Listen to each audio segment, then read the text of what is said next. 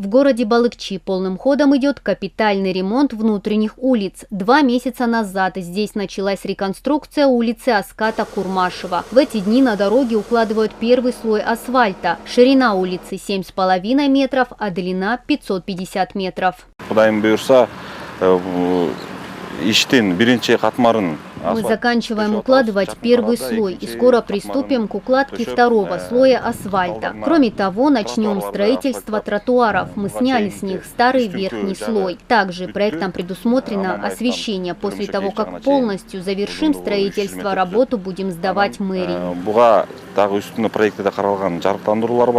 На реконструкцию улицы Аската Курмашева из местного бюджета было выделено 26 миллионов сомов. Проект включает в себя строительство специальной парковки, системы орошения и освещения.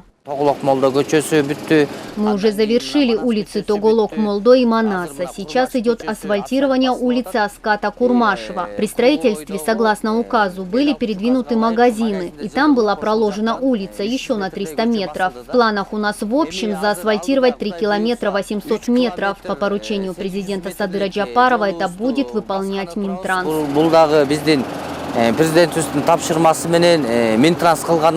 Кроме того, в ближайшие дни после строительства будет сдана в эксплуатацию улица Джумгалбека Манбаева. Ее периодически ремонтировали с 2017 года. Как отмечают местные жители, ремонт идет качественно.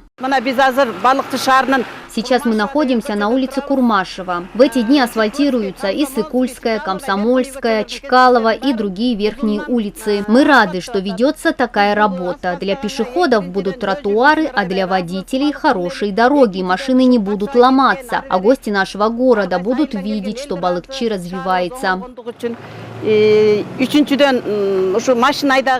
Кроме того, на улице Манаса протяженностью в 750 метров идет укладка второго слоя асфальта. Эти ремонтные работы финансируются из президентского фонда. В целом, в этом году в Балыкчи будут отремонтированы 6 внутренних улиц, которые раньше находились в плачевном состоянии.